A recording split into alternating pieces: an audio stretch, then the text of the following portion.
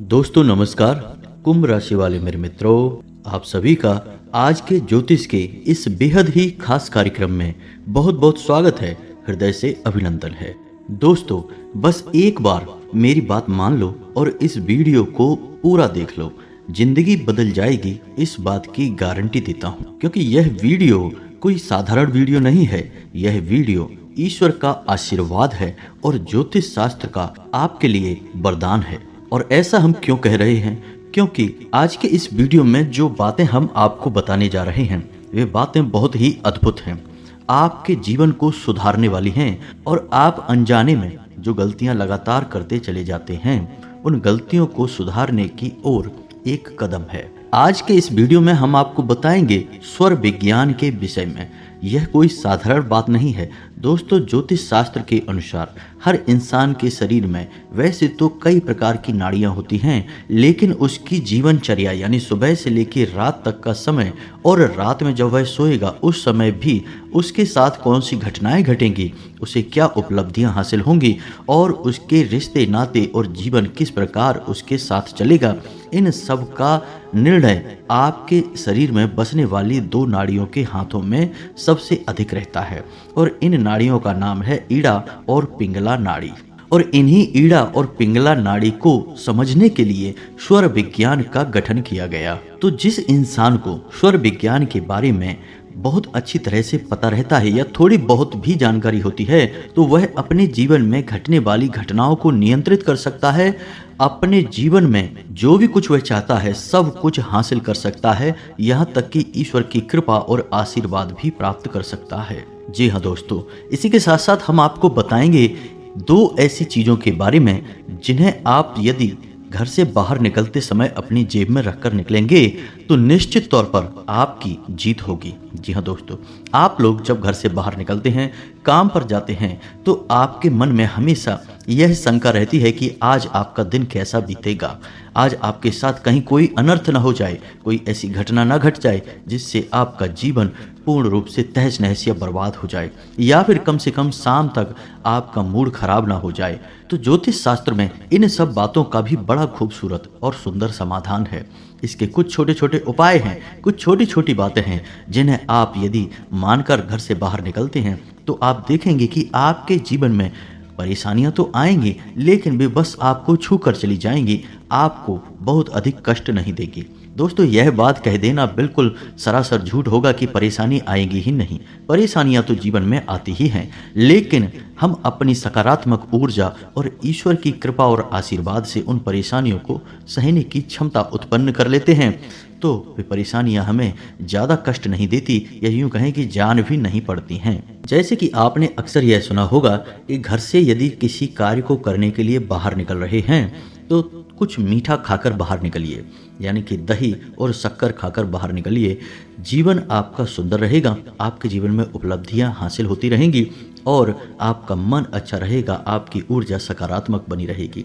यानी इस छोटे से उपाय को करने मात्र से ही कितना सरलता और कितना उत्तम जीवन का व्यवहार बन जाता है। तो इसी प्रकार कुछ और अन्य बातें हैं जिनके बारे में हम आपको बताएंगे, तो वीडियो को पूरा देखना है, ध्यान से देखना है। और आज के वीडियो में चुन चुनकर हम आपके लिए ऐसी खास महत्वपूर्ण जानकारियां लेकर आए हैं जिनको जानने के बाद और इन जानकारियों को अपने जीवन में शामिल करने के बाद निश्चित तौर पर आपका भाग्य बदल जाएगा, आपका जीवन बदल जाएगा, इस बात की हम गारंटी देते हैं। तो चलिए दोस्तों वीडियो की शुरुआत करते हैं, लेकिन इससे पहले आपसे एक निवेदन है कि कमेंट में पूरे भक्तिभाव के साथ जय मां भद्रकाली अवश्य लिखें।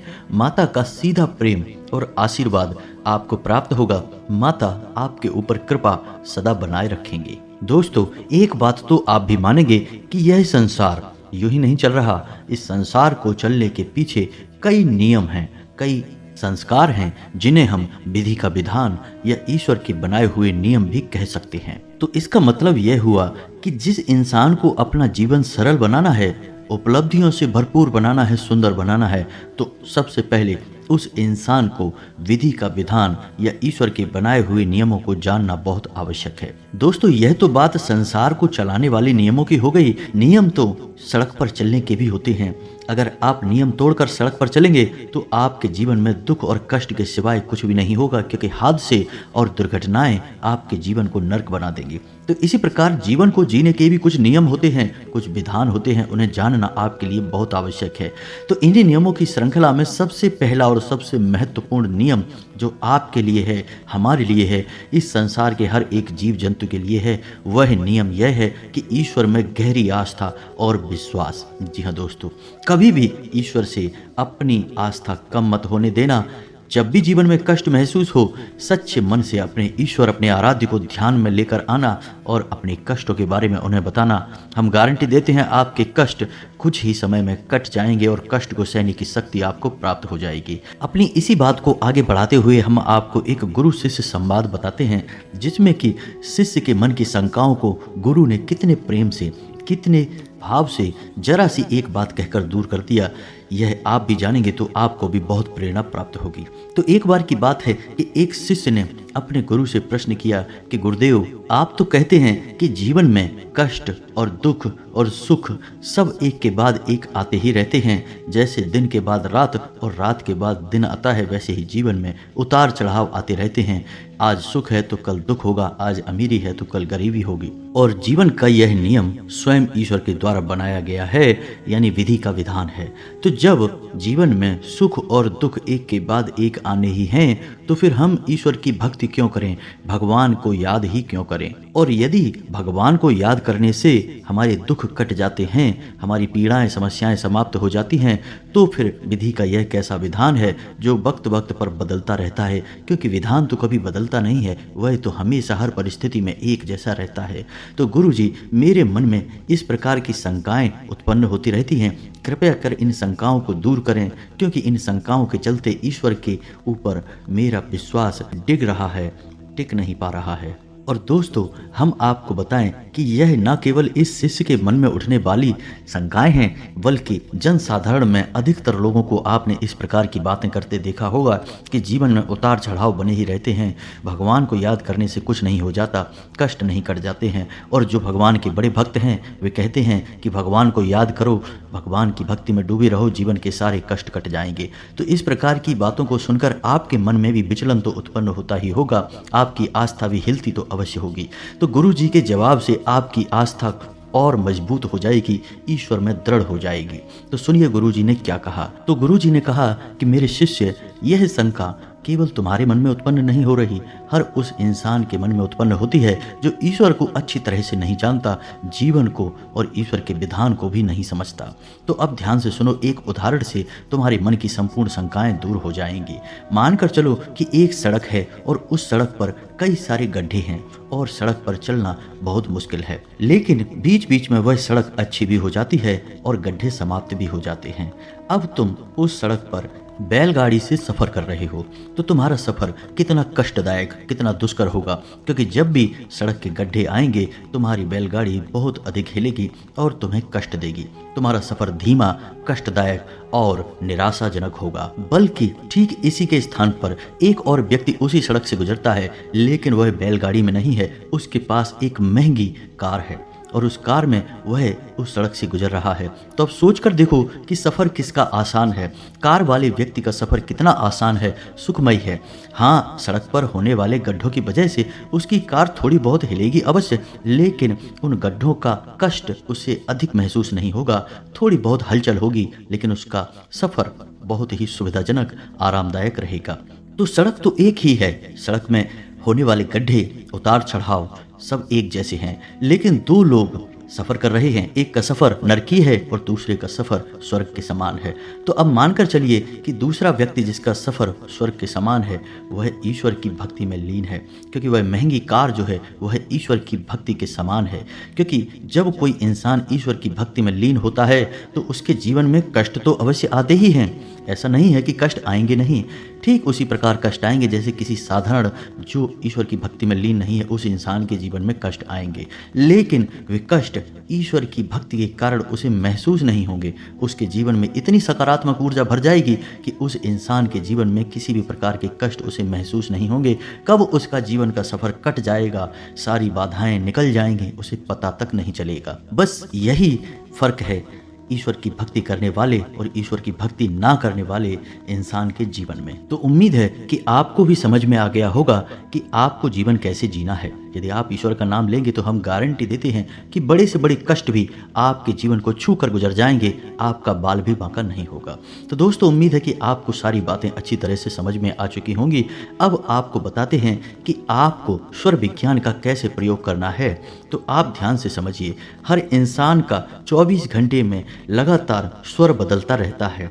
स्वर यानी कि उसकी दोनों नाड़ियां ईड़ा और पिंगला में से किसी न किसी एक नाड़ी का प्रभाव उसके ऊपर, उसके जीवन पर बहुत अधिक रहता है। तो जब इंसान की नासिका से श्वास बाहर आती है, तो यदि दाहिनी नासिका से उसकी श्वास बाहर आ रही है तो उसे हम सूर्य स्वर कहते हैं या अग्नि स्वर कहते हैं। ठीक इसी प्रकार यदि बाईं नासिका से उसकी श्वास बाहर आ रही है तो उसे हम चंद्र स्वर कहते हैं या फिर जल स्वर कहते हैं। तो आप ध्यान से समझिए कि आपको करना क्या है। जब भी आप सोकर जागते हैं तो जब आप अपने बिस्तर से पैर नीचे रखते हैं तो एक बार अपनी नासिका के पास अपना हाथ ले जाकर देखिए और आप महसूस करिए कि आपकी किस नासिका से आपकी श्वास बाहर आ रही है। यदि दाईं तरफ की नासिका से आपकी श्वास बाहर आ रही है तो आप बिस्तर से पैर जमीन पर दायां रखेंगे। ठीक इसी प्रकार जब आप घर से बाहर निकल रहे हैं तो आपकी जिस स्वर की श्वास चल रही है, यानी जिस नासिका से आपकी श्वास बाहर आ रही है, आप उसी कदम को यानी उसी पैर को घर से पहले बाहर निकालेंगे। ये दो चीज़ें आपको ध्यान से समझनी है। तो अब जब इंसान का स्वर सूर्य होता है तो उसके शरीर में अग्नि जल रही होती है। कहने का मतलब यह होता है कि वह जोश से भरा होता है, ऊर्जा से भरा होता है और उससे मेहनत के कार्य उस समय करने चाहिए। और जब इंसान का बायां स्वर चल रहा हो यानी चंद्र स्वर चल रहा हो तब इंसान के मन को शांत रखना चाहिए, उसे ईश्वर का ध्यान करना चाहिए। तो अब जब आप किसी इंसान से बहस कर रहे हैं, बातें कर रहे हैं, चर्चा कर रहे हैं तो आप एक बार अपने स्वर पर ध्यान दीजिए। यदि आपका चंद्र स्वर चल रहा है तो आप देखेंगे कि आपकी बात करने के तौर तरीके बदल जाएंगे। आप शांतिपूर्ण तरीके से हर एक बात को सुनेंगे, समझेंगे। ठीक इसी प्रकार यदि आपका दायां स्वर चल रहा है तो आप जरा सी बात पर भड़क जाएंगे, आपके मन में क्रोध उठेगा और आपकी बहस एक नकारात्मक रूप ले लेगी। हो सकता है कि झगड़े का भी रूप ले ले। तो यह तो था स्वर विज्ञान के विषय में थोड़ा सा ज्ञान। आप इन बातों को थोड़ा सा ध्यान में रखकर अपने जीवन को जिएंगे तो आप देखेंगे कि आप कई सारी चीज़ों को अपने जीवन में नियंत्रित कर पाएंगे। अपने व्यवहार को और लोगों के व्यवहार को भी आप नियंत्रित कर पाएंगे, क्योंकि आप समझ जाएंगे कि अब आपको क्या कहना है, क्या करना है। इसी प्रकार हम आपको बताएं कि जब आप घर से बाहर निकलें तो बाहर निकलने का नियम क्या है। पहली चीज़ कि आप हमेशा जब घर से बाहर निकलें तो थोड़ा सा पानी पीकर अवश्य निकला करें। आप इसके चमत्कारी परिणाम देखेंगे कि आप 2 घूंट पानी पीकर घर से बाहर निकलेंगे, दिन भर आपका मन शांत रहेगा, आप सकारात्मक ऊर्जा से भरे रहेंगे। जी हाँ दोस्तों, यह आपके शरीर में जल तत्व को बढ़ाएगा और जल तत्व शांति का प्रतीक है, आकर्षण का प्रतीक है। दूसरा कि जब भी आप घर से बाहर निकलें तो कुछ शब्द आपको भूल कर भी नहीं बोलना है। इन शब्दों को नकारात्मक शब्द माना जाता है और इनको बोलने से आपकी सकारात्मक ऊर्जा परिवर्तित होने लगती है, आपको नकारात्मक परिणाम प्राप्त होने लगते हैं। तो वे शब्द कौन से हैं, ध्यान से सुनिए। जूता, चप्पल, लकड़ी या फिर किसी भी प्रकार की गाली गलौज या फिर कोई भी चुभने वाली बात, ताला, रावण, पत्थर, नहीं, मारना, मरना, डूबना, फेंकना, छोड़ना और जाना। जी हाँ दोस्तों, आप बेशक कहीं जा रहे हैं लेकिन आप कभी भी यह कहकर घर से बाहर ना निकलें कि अब मैं जा रहा हूँ।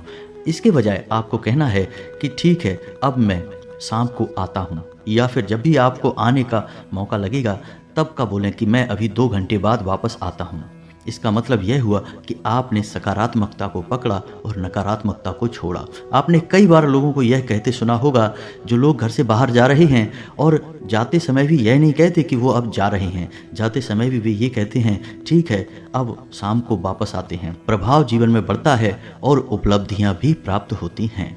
हमने अपने पिछले वीडियो में आपको 2 मुहूर्त के बारे में भी बताया था।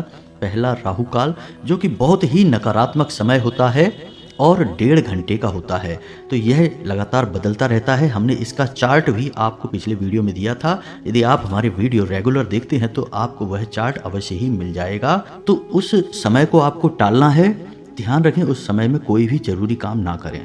और ठीक इसी प्रकार एक था अभिजीत मुहूर्त, जो 12 बजे से 24 मिनट पहले और 24 मिनट बाद तक रहता है। अभिजीत मुहूर्त में ही आप कोई भी महत्वपूर्ण कार्य करें। इन मुहूर्तों को आपको विशेष ध्यान देना है दोस्तों। अगला कि जब भी आप घर से बाहर निकलें तो आप हनुमान जी के भाई गतिमान का मन में स्मरण करके बाहर निकलें। गतिमान आपके हर एक मन के भाव को शुद्ध करेंगे, आपके घर से बाहर निकलने के मकसद को हल करेंगे और आपको चमत्कारी परिणाम प्राप्त कराएंगे। जी हाँ दोस्तों, तो आप एक बार मन में गतिमान बोलते हुए घर से बाहर निकलें और आप देखेंगे कि आपका जीवन कैसे बदलता है। इसी प्रकार दोस्तों, जब आप घर से बाहर निकलें तो अपनी जेब में एक लौंग का जोड़ा रखकर अवश्य निकला करें। आप हर समय जब भी बाहर निकलें लौंग का जोड़ा निश्चित तौर पर अपनी जेब में रखकर निकलें। और जब आप वापस अपने घर में प्रवेश करें तो लौंग के उस जोड़े को पीठ के पीछे, यानी कि पीछे मुड़कर नहीं देखना है, पीठ के पीछे फेंक दें और सीधे घर में प्रवेश कर जाएं। यह बहुत ही शक्तिशाली उपाय है दोस्तों, आप इसको करके देखिए। आप देखेंगे कि यदि आपका मूड खराब भी होगा तो घर में प्रवेश करते ही आपका मूड अच्छा हो जाएगा और जो थोड़ी बहुत नकारात्मकता आपके साथ घूम भी रही थी या आपने सोखी भी थी, वह भी घर के बाहर ही रह जाएगी। आपके घर का माहौल स्वर्ग जैसा सुंदर हो जाएगा। जी हाँ दोस्तों, और आप जब अपने घर से बाहर निकलें तो 2 बातों का और भी ख्याल रखें कि आप गलती से भी किसी महिला का अपमान ना करें, ना ही किसी के साथ बहस करें। दूसरा कि गलती से भी अपने पितृ पूर्वजों के लिए मन में या फिर अपने मुख में कोई भी नकारात्मक बात ना निकालें। इसके बजाय आप अपने पितृ पूर्वजों को धन्यवाद अवश्य दें, क्योंकि हो सकता है कि आपको ऐसा लगता हो कि आपके पुरखे पूर्वजों ने आपके लिए किया ही क्या है, लेकिन आपकी देह, आपका जीवन सब आपके पितरों की ही देन है।